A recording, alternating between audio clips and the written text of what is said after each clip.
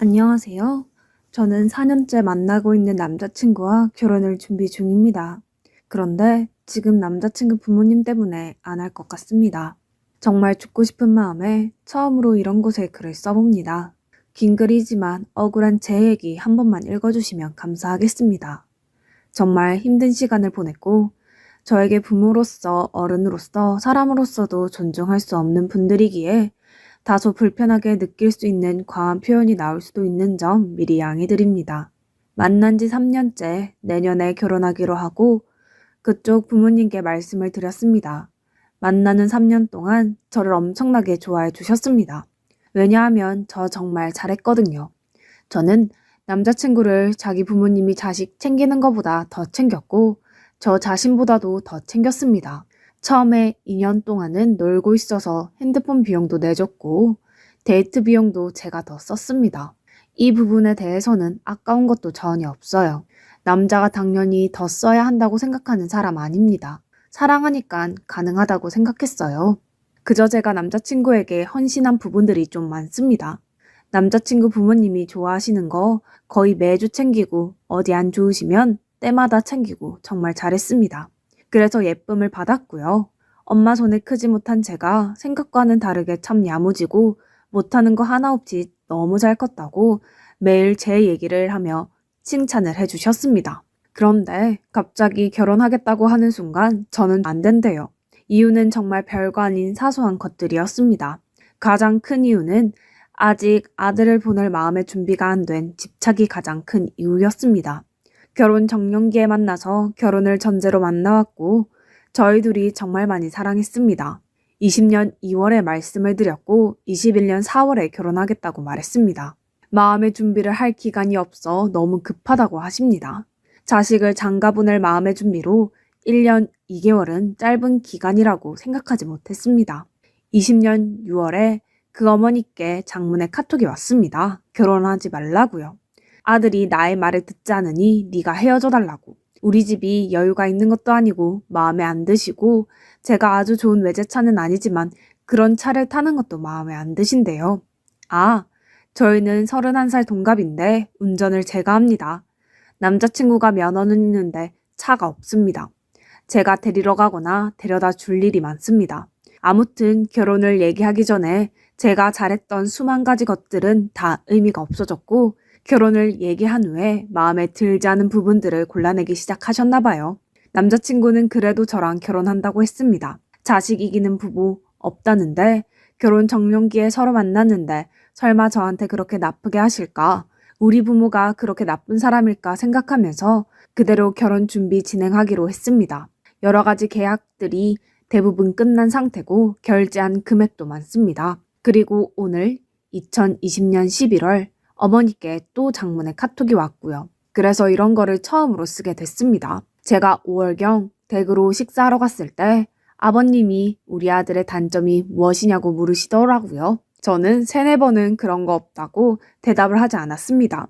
근데 계속해서 물어보시더라고요. 그냥 이건 제가 대답해야 끝이 나는 것이었어요. 그래서 옆에 있는 남자친구한테 뭐가 있지 하면서 정말 남자친구의 단점을 알고 있음에도 머리가 하얘져서 생각이 안 났습니다. 그래서 정말 모르겠지만 우유부단한 점이라고 하고 근데 저의 단점이 계산적인 면이라서 생각하는데 저희는 부족한 점이 서로 반대라서 서로가 보완해 줄 수 있어서 오히려 좋다고 생각한다고 대답을 했습니다. 그랬더니 어머님이 주방에 계시다가 나는 우리 아들이 미안하지도 않은데 사과하고 그런 부분 별로 마음에 안 든다고 하시더라고요.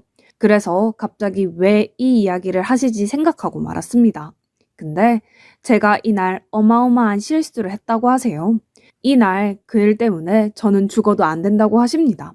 솔직하게 있는 그대로 쓰는 거예요. 근데 오늘 받은 카톡 내용 중에 이런 게 와 있었습니다. 집에서 식사할 때 네가 한 말이 오늘 같은 엄청난 일을 진행하게 만들었구나. 네가 말하기를 땡땡이는 싸워도 자기가 먼저 미안하다 말하고 네가 땡땡이를 잘 다룰 수 있으니 우리에게 걱정하지 말라며 너무 계산적으로 사는 사람이라는 말에 너무 놀랐었고 그런 생각을 하고 살아온 결과가 오늘의 일을 저질렀다고 본다. 저 이거 보고 너무 어이가 없어서 말도 나오지 않았습니다. 저는 닮지도 않은 말을 이런 식으로 왜곡해서 받아들이셨다는 게 너무 충격적이었고 저는 단점을 말할 때 우리 둘의 관계에 있어서의 단점이 아니라 일상생활에서의 단점을 말한 거였는데 제가 아무리 당황해서 혹여나 행설수설했다고 하더라도 저렇게 이해할 수 있으실까요? 제가 이상한 건가요? 정말 알 수 없어서 여쭤봅니다. 이건 여담인데 4살 많은 누나가 2년 전에 결혼할 때 있었던 일입니다. 3년 만난 남자친구와 예쁘게 잘 만났고 집에 왔다 갔다 하며 부모님께도 좋은 모습 자주 보셨어요. 누나와 현재 매형이 결혼하겠다고 했더니 매형한테 1년 동안 네가 우리 집에 들어올 수 있는 사람인지 아닌지 판단해보겠다. 1년 뒤에 다시 얘기하자고 하셨었대요. 그래서 그 시간을 기다리고 결국 결혼을 하셨고요. 그쪽 부모님이 많이 보수적이십니다. 심각한 꼰대 정도의 표현도 부족한 것 같습니다. 누나가 결혼한 뒤에 집을 사셨는데 누나 방을 그대로 만들어 주셨어요. 저에게는 여자는 출가 외인이라고 말씀하시면서도 그쪽에서는 해당하지 않는 것인지 여러 가지 말들을 종합해보면 참 이중적인 부분이 많았습니다. 저희가 결혼 준비를 하는 데 있어서 저는 어떤 도움도 바라지 않았고 혹시나 둘째를 보내시며 적적해 하실까봐 같이 모시고 사는 것도 좋다고 말했습니다. 참고로 저희 아빠는 혼자 사십니다. 혼자 저와 제 동생을 키우셨으며 제가 이렇게 말했더니 친구들 주변 사람들 모두 미친 소리 하지 말아라. 저처럼 생각하는 사람 요즘 없다고 합니다.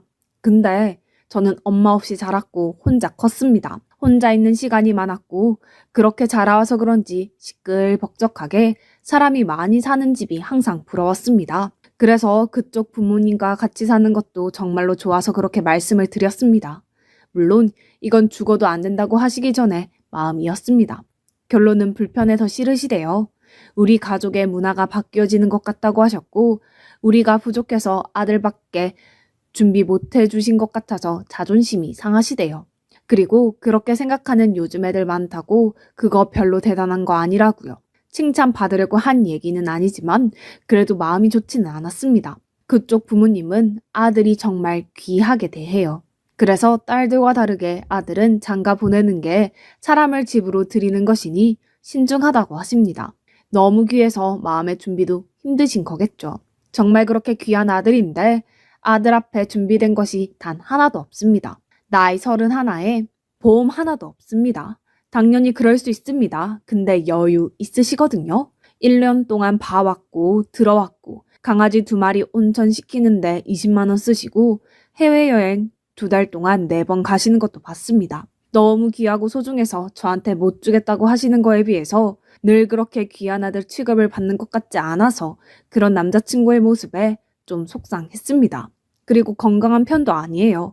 건강검진 해볼 나이가 찼다고 생각해서 몇 년 전에 제가 검진을 시켰는데 동맥경화와 고혈압 직전, 지방간 등등 충격적인 결과가 나와서 결과지 어머님도 보셨다는데 그때도 버터에 고기 부어주시고 쌀밥에 집에서 먹는 음식들 건강을 전혀 신경 안 써주시더라고요. 남자친구는 건강검진하면서도 저 혼자만 걱정하고 챙기고 그랬습니다. 그래서 보험을 지지난달에 제가 들어줬고요. 한 푼도 보태주지 못하시는 것도 괜찮았습니다. 저희 둘이서 시작하겠다고 했고 전 원래도 남자가 집 해오는 거 당연하다고 생각하지 않는 사람입니다. 그냥 부모님 심리가 부모가 자식한테 해주는 게 당연한 게 아니라고 생각하시는 분들이세요. 네, 괜찮아요. 근데 자식에게 희생하지 않는 삶을 살겠다고 매일같이 말씀하셨던 분들께서 왜 아들의 인생은 마음대로 결정 지으시려고 하시는 걸까요?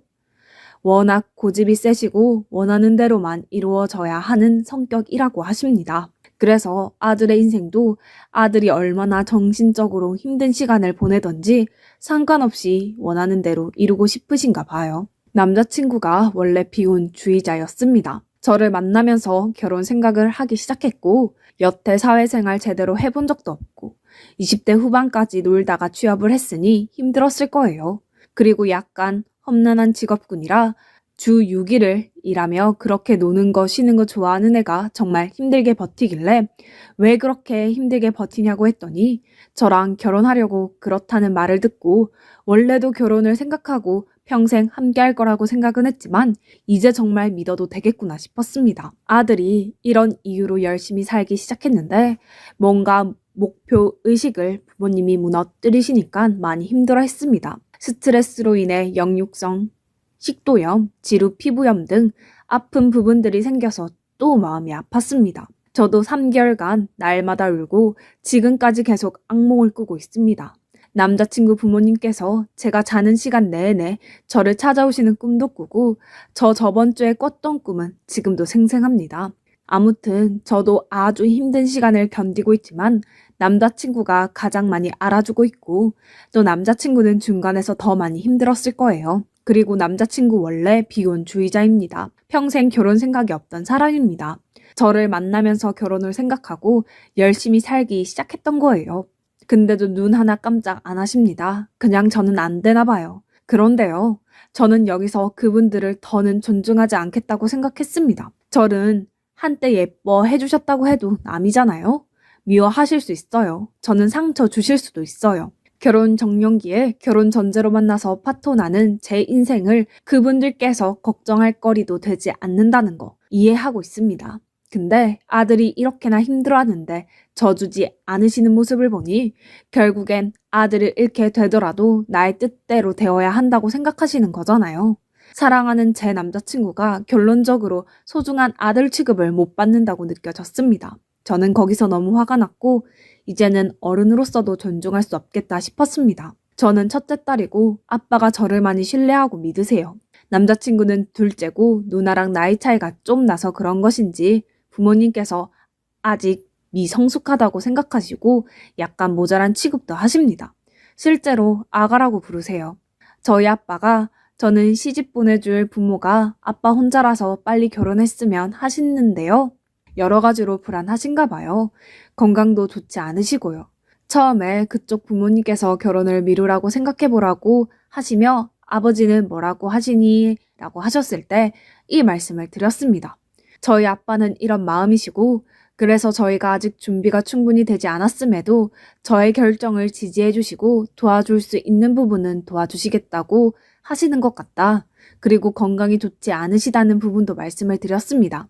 서로 결혼한다고 말씀을 드렸고 준비하는 과정에서 당사자도 아닌 부모님께서 파토 내시는 게 너무 하찮고 작은 저의 인생이라도 그분들께 배려받을 거리가 되지 못했다는 것도 너무 힘들었고 조건적으로 따지고 싶지 않지만 이렇게까지 밀쳐지니 억울한 마음이 생기기 시작했습니다. 돈도 제가 더 많이 벌어오고요. 비록 이혼 가정이지만 저희 아빠는 준비해 두신 게 있으셔서 도와주실 여유도 많으십니다. 그리고 저희가 결혼한다니까 사람들이 저는 아쉽게 하는 결혼이고 남자친구는 진짜 잘 가는 장가라고 합니다. 그런 말 듣고 좋은 건 아닌데 누구나 그렇게 생각하는데도 그래도 난 그쪽 집에서 인정 못 받는구나 했습니다. 결국 제가 잘 나가는 것은 중요한 게 아니었어요. 그분들께 그냥 골칫거리인 제가 이 세상에서 없어지는 걸 원하시는 거예요. 사지 멀쩡하고 모자람 하나 없이 남부럽지 않게 예쁘게 잘 키워준 나도 아빠의 소중한 딸인데 그 정도로 취급하시니까 너무 서로 정신적으로 힘들었습니다. 저희 아빠 자랑 조심스럽게 조금만 해볼게요. 저희 아빠는 40대 중반으로 보이는 60대 초반이세요. 자기 관리 아주 잘하고 멋쟁이라 제 주변에 저희 아빠 팬이 엄청나게 많아요. 어릴 때 시골에서 너무 가난하게 자랐고 그 사정으로 인해서 아예 어릴 때부터 친척 손에 맡겨 자라셨습니다. 그때 가난하게 자랐던 게 한이 되어서 자수성가하시고 현재 부족함 없이 서초동에 25년 넘게 살고 계십니다. 어릴 때 돈 없었던 게 한이 돼서 지금은 명품 외에는 걸치지 않으십니다. 에르메스를 즐겨 입으시고요. 5천만 원 조금 넘는 롤렉스를 차시는 아주 그냥 매우 멋있는 성공한 남자예요. 저희 아빠가 샀지만 즐기는 건 아니에요. 아빠는 힘든 시절 때문에 기부를 많이 하시는데 제가 태어났을 때부터 지금까지 여러 곳에 적지 않은 돈을 30년째 하고 계십니다. 지나가는 배달 오토바이가 아빠 차를 끌고 가도 괜찮다고 하시는 분입니다. 언제나 남을 도와라. 나보다 못한 사람 먼저 생각하라고 배워서 저도 그 부분을 많이 담기는 했어요. 아무튼 저희 아빠는 정말 멋진 사람이에요. 엄마랑 이혼하고 재혼 안 하고 저랑 제 동생 뒷바라지 다 하며 키워주신 저에게 너무 소중하고 든든한 분이십니다. 옛날에는 저희 아빠가 여자는 집안일 해야지 얻을 여자가 가부장적이고 그런 마인드이셨던 분이셨습니다. 근데 동생이 오랜 시간 동안 속을 좀 많이 썩였거든요. 그 세월 속에서 아빠는 자식은 내 마음대로 되는 게 아니라는 걸 알게 되셨고 뭔가 시대에 맞게 많이 변화하셨습니다. 저희는 예물 생략하겠다고 했는데도 그래도 남자친구한테 시계 하나는 아빠가 사주고 싶다고 하더라고요. 그리고 저희 아빠 예비 사위한테 부담 주지 않으려고 식사하는 자리에서 질문도 한 개 안 했습니다. 얼마 전 얘기하다가 알게 된 건데 아빠는 저를 데려갈 남자는 현금으로 5억은 준비해 와야 한다는 게 기준이었대요. 듣고 어이가 없었는데 그 정도는 가져와야 저를 줄 수 있다는 거예요. 왜냐하면 저는 아빠의 소중한 딸이니까요. 그런데 제가 지금 만나고 있는 사람은 아빠 기준에 닿지 않는 능력과 경제력을 가지고 있지만 그래도 제가 결정한 사람이고 아빠는 저를 많이 믿기 때문에 저의 결정을 믿으시는 것이었습니다. 저 어릴 때부터 아빠가 부족해봐서 힘들어봐서 저는 그렇지 않게 정말 바라셨어요. 아무튼 아빠의 기준과 욕심은 크웠어도 부모 입장에서는 이혼 가정이라서 그런 건 아닌지 여러 가지 실망하실 것 같아서요. 우리 집에선 저만 속상하면 된다고 생각합니다. 아빠가 발이 좀 넓으셔서 아빠의 하객만 800명 정도가 됩니다. 아빠에겐 제 결혼이 아빠의 마지막 숙제라고 생각하시는 것 같아요. 당연히 결혼이 5개월 남았으니 주변에도 다 얘기하셨는데 제가 아빠한테 창피함을 주는 딸이 돼버릴 것 같습니다. 정말 서로 사랑하는 마음으로 이겨내보려고 버티고 했었지만 남자친구도 부모님을 저버리지 못할 것 같아 불안하고 그런 집에 시집 가는 거 아빠한테 불효하는 것 같고 또 한편으로는 이 모든 이야기를 아빠가 알고 마음 아파할 걸 생각하면 그것도 불효인 것 같고 이 결혼이 깨지면 아빠 얼굴에도 먹칠을 하는 것 같고 주변 사람들 모두가 제가 결혼하는 걸 알고 있는데 이 모든 걸 제가 견딜 수 있을지 모르겠습니다. 현재는 남자친구가 어머님의 보낸 카톡의 내용을 바탕으로 본인도 자신이 없다고 하고 내일 얘기하자고 하고 잠수 중인데 카톡 프로필에 저희 사진 없애고 디데이 이런 것도 없애고 카톡도 안 봅니다. 진짜 저 버릴 건가 봐요. 어릴 때 엄마도 저를 버려서 벌어지는 것 정말 싫어하는 거 잘하는 사람인데 아니겠죠? 힘들어도 철석같이 믿고 버텼는데 마음이 많이 약한 사람이라 어제 어머님 얼굴 보고 얘기하니까 자신 없어졌나 봐요. 원래도 그런 강단 있는 성격은 아니고요. 저 정말 잘 참고 잘 견뎌내는 스타일인데 사실 저는 정말 누구보다 약한 심리를 가진 사람이라 이겨낼 자신이 정말 없습니다. 제 이야기들을 아는 친한 친구들 몇 명이 있는데 저보다 화를 내주고 걱정 많이 해주고 제 옆에 있어주는 고마운 사람들도 있지만 지금 제 마음은 그냥 모든 것을 얻고 없어지고 싶습니다. 그게 그들이 바라는 일이라는 걸 알지만 그냥 모든 걸 포기하고 싶습니다. 저는 버텨낼 자신이 없어요. 그리고 평생 죄책감 느끼고 사셨으면 좋겠습니다. 느끼실지 모르겠지만요. 쓰다 보니 새벽 4시간 동안 이렇게 긴 글을 적었네요. 다 읽어주실 분이 계실지 모르겠지만 읽어주신다면 감사드립니다. 이런 게시판에 글을 처음 써봐서 그냥 주저리 써봤습니다. 혹시 악성 댓글 같은 것도 여기 있나요? 고등학교 때 이후로 처음 들어와 보는데 제게 만약 무슨 일이 생긴다면 제가 적어놓은 이야기들을 많이 봐주셨으면 좋겠습니다. 서두 없이 정신 붙잡고 겨우 쓴 글이에요. 읽어주셔서 감사합니다. 추가합니다. 판을 본 적도 없고 처음으로 글을 올려봤는데 익명이고 그냥 내 고민 여기다 적어보는 게 별일일까 하고 생각했는데 이렇게 큰 관심을 받게 될 줄 정말 몰라서 지금 약간 당혹스럽기도 하고 그렇네요. 알지도 못하는 저를 걱정해주시는 댓글들, 따끔한 충고, 공감, 저를 욕해주시는 분들도 하나하나 다 놓치지 않고 읽었습니다. 남자친구한테 링크 보냈더니 보았나 봐요. 부모님은 알고 계시고 난리가 났습니다. 저희 아빠에게 어머님이 전화도 하셨더라고요. 저는 모르는 일들을 한나절이 지나고 듣게 되었습니다. 이런 부분이 마음에 안 드시고 생각하시기에 제가 잘못된 행동들을 했다는 카톡 내용을 모두 캡처해서 보내셨어요. 근데 아빠는 무슨 뜻인지 지금도 이해가 되지 않는다고 누가 봐도 제가 잘못한 부분이 없어서 무슨 뜻으로 이걸 보내라고 보내신 것인지 모르겠다고 하십니다. 그래서 아빠한테 지금까지 있던 모든 일을 다 말씀드리고 왔습니다. 정말 속상해하시고 당황해하시지만 저희 둘 다 함께 일단 얘기를 해보겠다고 하십니다. 미련하다, 정신적으로 문제 있다, 주작이다, 보기 싫다 등등의 댓글도 보았고 당연히 남자친구를 욕하시는 분들도 많으시더라고요.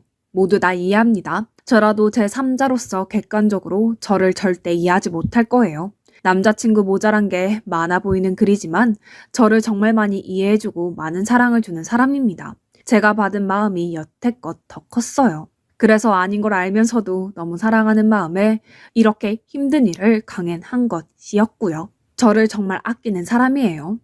제가 이렇게 얘기하면 또 아직도 정신 못 찾았다 생각하시지만 저 심하게 똑부러지고 사람 잊지 못하는 성격이라 서로 사랑하는 믿음이 없고서는 제 모든 걸 주지는 않았을 거예요. 이 글이 언제까지 있을지는 모르겠지만 감사한 댓글 보며 울기도 하고 위로 정말 많이 받았습니다. 많은 관심 너무 감사드리고 질책 또한 감사드립니다. 후기입니다. 후기까지는 안 쓰려고 했는데 많은 분들이 궁금해 하시네요. 그쪽에서 먼저 만나자고 하더라고요. 그쪽에서는 저희 아버지가 이렇게까지 성공한 분이신지 몰랐나 봐요. 제가 그렇게까지 자세히 설명하지 않아서 단지 그냥 노후 준비 되시고 몸이 편찮으시다고 설명을 해서 게다가 이혼 가정까지 그런 편견이 있으셨나 봐요. 제 글을 보시고 다시 뵙자고 하시더니 저희 아버지가 그냥 겉으로 보기에도 차도 좋고 꽤나 성공한 사람 같아 보여서 그런지 그쪽 집안에서 갑자기 결혼 날짜를 다시 잡자고 말하더라고요. 오해가 있었던 것 같다면서 그래서 아빠가 무슨 오해를 했냐고 했더니 많이 아프시다고 해서 정말 많이 힘든 줄 알았는데 오해가 있었다고 하네요. 결국에는 이유가 그거였다네요. 바로 이혼 가정의 저희가 돈이 없고 아빠는 아프고 이런 문제들이요. 그런데 저희 아버지가 성공한 사업가이시고 꽤나 좋아 보이니 이제야 다시 결혼 날짜를 잡자고 하더라고요. 아버지는 너무 어이가 없으셔서 그래도 최대한 예의를 갖추고 생각해 보겠다고 하고 일어나셨대요. 그리고 저에게 아버지가 어떻게 할 거냐고 진지하게 너희 의견을 따르겠다고 하더라고요. 저는 그 사람을 사랑하지만 이런 식으로 돈 때문에 결혼하는 건 싫다고 말했습니다. 아버지도 잘 생각했다며 직접 얘기해 주시겠다고 하더라고요. 그리고 그날 그쪽 부모님한테서 연락이 와서 다시 한번 잘해보라고 우리가 오해가 있었던 것 같다고 미안하다고 하더라고요. 그냥 저는 마음을 정했고 다시는 연락하지 말고 결혼 없었던 걸로 하자고 하고 파혼했습니다. 이런 식이면 결혼해도 얼마 지나지 않아 이혼할 거고 차라리 이혼보다는 파혼이 낫다는 생각에 정말 마음 단단히 붙잡고 파혼했습니다. 남자친구도 힘들다고 하더니 이제 와서는 미안하다고 계속 빌고 있고 다시는 연락하지 말라고 하며 차단했습니다. 정말 많은 고민을 했고 여러분들의 조언 덕분에 결정할 수 있었습니다. 그렇게 쉽게 버리려고 하는 시댁과 남자친구가 결혼하고 나서는 안 그럴까요? 정말 이혼보다는 파혼이 낫다는 생각이 이럴 때 하는 것 같습니다. 긴 글이지만 읽어주셔서 감사합니다.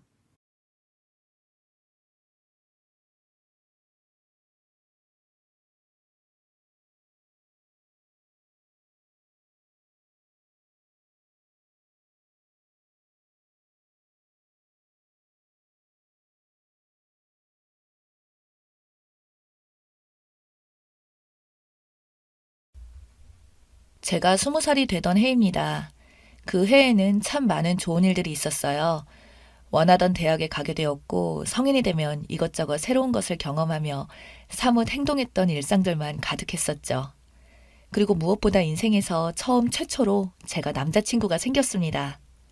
대학교에서 만나게 된 친구인데 학기 초부터 적극적으로 대시하는 그에게 마음이 열려서 교제를 하게 되었죠. 그러다 보니 당연히 초등학교 때부터 친했던 절친을 남자친구에게 소개했고 우리는 언제나 셋이 뭉쳐다니며 신나게 놀았습니다. 절친에게도 남자를 몇 번 소개해 준 적은 있지만 유독 눈이 높았던 제 친구는 매번 잘 연결이 되지 않았기에 그냥 그렇게 늘 셋이서 놀게 되었던 거죠. 그렇게 1년이 지나고 남친은 군대를 가게 되었습니다. 입대할 때도 역시 우리 셋은 함께였고 군대 가서도 외박 면회 등등 모든 것을 친구와 함께 했습니다.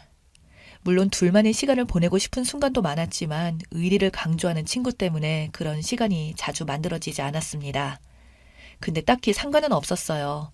우리는 셋이서 노는 것이 항상 즐거웠으니까. 매번 웃다 보면 시간 다 가고 헤어지는 게 일상이었으니까요. 남친이 군대 생활을 마치고 학교에 복학을 하고 나서부터는 더욱더 신나게 놀았습니다. 그리고 졸업까지 별다른 일 없이 우리는 여전히 최고의 친구, 최고의 연인으로 잘 지내왔습니다. 하지만 문제는 그 후에 일어나게 됩니다.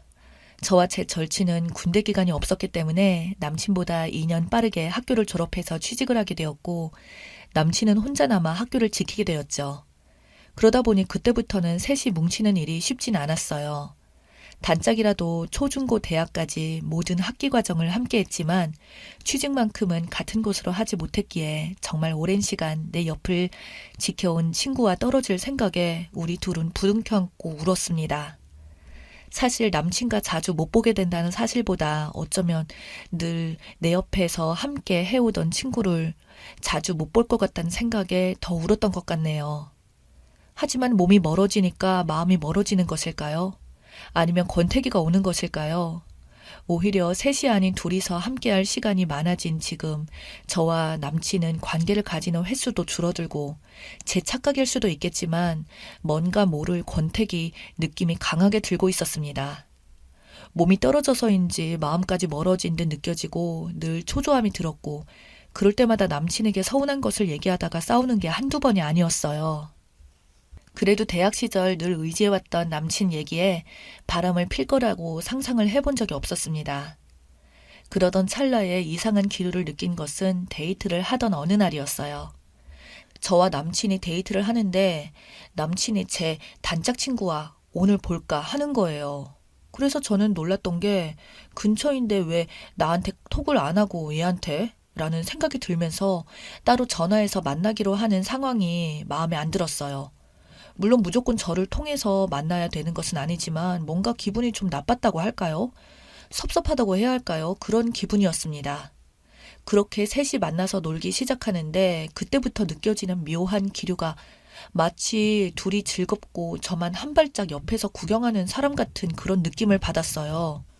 분명 그와 사귀는 건 나고 한쪽은 내 절친, 한쪽은 내 남친인데 내가 눈치 없이 껴서 논의 같은 그런 느낌을 받은 것이 내 착각인가 싶었죠. 나중에 알게 된 것이지만 그 느낌은 잘못 느낀 것이 아니고 착각도 아니었습니다. 하도 더러운 일이 있어서 그렇게 알게 된 것인지는 말씀드리지 않겠지만 각성하고 그 더러운 남자와 헤어지기 전에도 만나고 있었어요. TV에서만 보던 그 막장 상황. 어쩜 이럴 수가 있죠? 거의 20년을 함께 해온 친구가 내 남친과 바람을 폈고 그러면서도 당당히 셋이서 만나서 놀다니 이건 저를 완전 기만한 거죠. 제가 화가 나서 언제부터 했냐고 하니 우리가 취업을 하고 나서부터였다고 합니다. 저와 남친은 매번 다투었고 그럴 때마다 내 절친이 내 남친과 전화를 자주 하면서 위로해주고 공감해주고 그러다가 그렇게 둘이 눈이 맞았다고 합니다. 결국 뒤에서 내 흉을 보다가 만난 사이라는 건데 기분이 너무도 나빴죠. 이별 통보라도 해주는 게 그게 사람된 도리 아닌가요? 물론 저와 헤어지고 그 다음에 절친을 만났어도 기분은 안 좋았겠지만 근데 이건 뭔가요?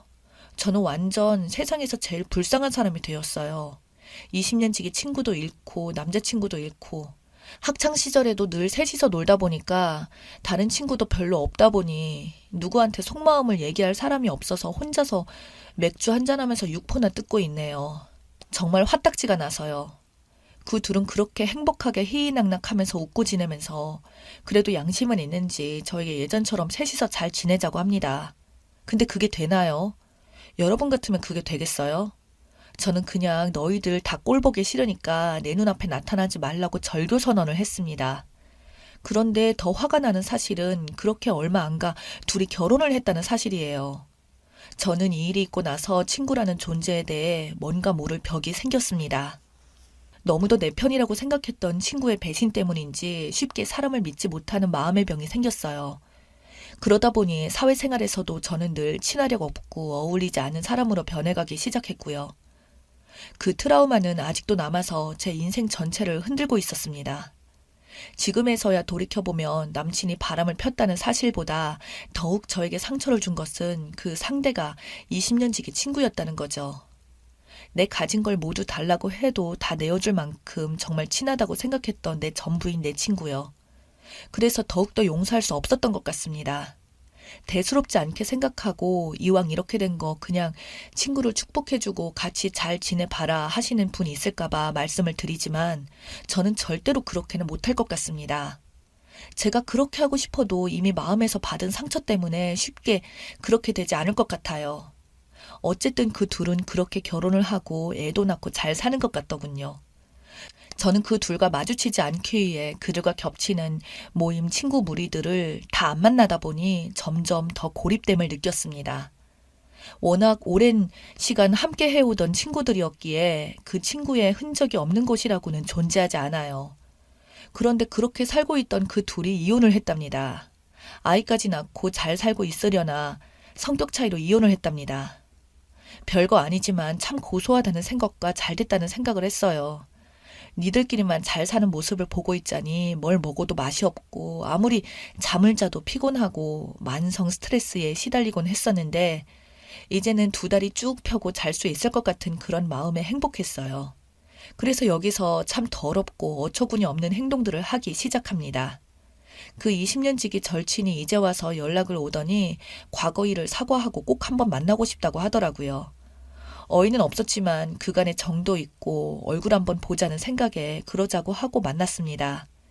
그런데 만나서 하는 첫마디가 자기 이혼했으니까 이제 우리 다시 사이좋게 지내자고 합니다. 그 남자 때문에 우리 사이가 멀어진 거였다면서 그 남자와의 그간 일들을 얘기하며 흉을 봅니다. 어이가 없었죠. 이제 와서 헤어졌으니 이 모든 것은 그 전남친의 소행이고 우리 둘이 멀어진 것은 그저 전 남자친구 때문이라면서요. 내 친구가 얼마나 속 좁고 나쁜 친구인지 이제서야 알았습니다. 20년 동안 우리는 서로 친했기에 서로의 장점만을 봐왔고 항상 부딪힐 일 없이 즐겁게 지내왔었기에 몰랐었네요.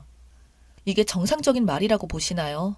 친구의 남친과 바람을 피고 그것도 모자라서 둘이 결혼을 했는데 이제 와서 이혼하고 나서 하는 말이 본인도 피해자라고. 설사 피해자라고 해도 저한테 이러면 안 되는 거 아닌가요? 저는 말도 안 되는 헛소리 집어치우라고 하고 더 말할 것도 없이 그냥 카페에 빠져나왔어요. 물 한 바가지 얼굴에 부어주고 싶을 정도로 흥분했지만 내 절친으로서의 마지막 예의라고 그냥 나왔어요. 근데 이건 또 무슨 소리인지. 전 남친한테 문자가 와서는 우리 이혼했다. 내가 양심도 없이 너를 다시 만날 순 없겠고 정말 나의 실수 때문에 상처를 많이 받았겠다. 그냥 사과하고 싶어서 문자했다면서 우리 다시 친구로 지낼 수 없냐고 하더군요. 참 끼리끼리 만난다고 이런 것들을 내 남친 절친이라고 수년간 지내왔던 사실이 창피해서 견딜 수가 없었습니다. 그냥 가볍게 안 돼. 단답형으로 대답해버리고 차단했어요. 그렇게 파란만장했던 저의 과거 이야기는 끝이 났습니다. 제 나이 20대 후반, 저는 지금 다른 남자를 만나고 있습니다. 오랜 공백 기간을 가지며 늘 인간관계에서 조심스러웠던 저에게 서두르지 않고 아무것도 묻지 않고 그냥 옆에서 묵묵히 지켜봐주던 그 사람. 이제는 그 사람과 제가 결혼을 생각하고 있습니다. 제 남친이었던 그와 제 절친이었던 그녀는 그 이후 제가 연락을 차단하자 같이 알고 지내던 친구에게 그렇게 저의 험담을 하고 다닌다고 합니다. 마치 본인들이 피해자인 것처럼 피해자 코스프레를 하면서 말한다고 하네요. 인생이 참 불쌍합니다. 이제는 제가 그들에게 복수할 시간만 남았네요. 지금 만나는 이 사람과 결혼을 생각하고 있지만 아직 확정된 것은 없습니다. 하지만 확실한 것은 단순한 마음의 이끌림이 아닌 온 마음을 다해서 사랑하는 남자가 생겼다는 사실입니다. 항상 차분하게 알아주지 않아도 나의 그늘이 되어주고 우산이 되어주며 내 옆을 지켜주던 그 사람. 그와 있으면 과거의 트라우마 때문에 이겨낼 수 없었던 손떨림도 거짓말같이 없어지며 마음이 편안해집니다. 여러분, 저 이제 행복해져도 되겠죠? 짧은 후기글 하나 남깁니다. 저는 만나는 남자와 결혼을 했어요. 시기가 좋지 않아서 성대한 결혼식은 하지 못했지만 제 아픔을 다 보듬어주고 사랑해준 그 남자와 함께 사는데 뭐가 필요하겠어요. 저는 그냥 마냥 행복하게 지냈습니다.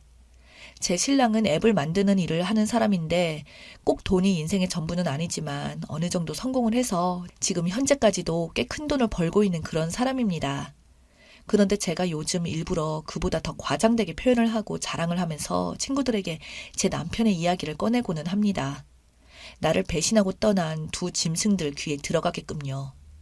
이게 제가 할 수 있는 소심하지만 가장 확실한 복수 같았거든요. 근데 그러다가 듣게 되었는데 진짜 어이가 없고 황당했던 일이 뭔지 아시나요? 진짜 웃겨서 말도 못했었는데 짐승은 짐승들끼리 잘 어울린다고 그 둘이 다시 합쳤다네요. 인간 세계에 나와 인간들을 만나려고 하다 보니까 짝이 없었겠죠. 그러니까 다시 짐승들끼리 뭉친 거라 예상합니다. 거기다가 창피한 것도 있고 하니 소리 소문 없이 합치고 이혼한 적 없었던 것처럼 그렇게 살아가고 있다는데 둘 다 변변치 않은 녀석들이라 친구들에게 돈 구걸해가며 부탁을 하고 다닌다고 합니다. 아마 생활 고충이 있나 봐요. 그래도 저한테 연락이 안 오는 것 보니까 마지막 자존심은 있는지. 아, 그러고 보니까 제가 다 차단해놨었네요. 왔었을지도 모르겠네요. 제가 먼저 연락 좀 해볼까 봐요. 남편 잘 만나서 돈 우습게 한다는 욕 좀 들어보고 싶어서요. 욕 들어도 기분이 좋을 것 같거든요. 다시 한번 생각해도 지옥문으로 들어갈 저를 구해준 제 친구에게 너무 고맙습니다. 저런 애랑 결혼까지 생각했었다니. 짐승 친구들 제 인생에서 제일 고마운 사람들입니다. 이 정도면 충분히 복수는 되었다 생각이 되지만 그래도 꾸준히 친구들을 만나면 남편 자랑을 하고 다녀야겠어요. 우리 짐승들 부들부들 거리는 거 상상하면서요. 앞으로 그 짐승들 앞에 행복한 지옥길만 펼쳐지길 바라면서 인사를 드려야겠네요. 이야기 들어주셔서 감사합니다.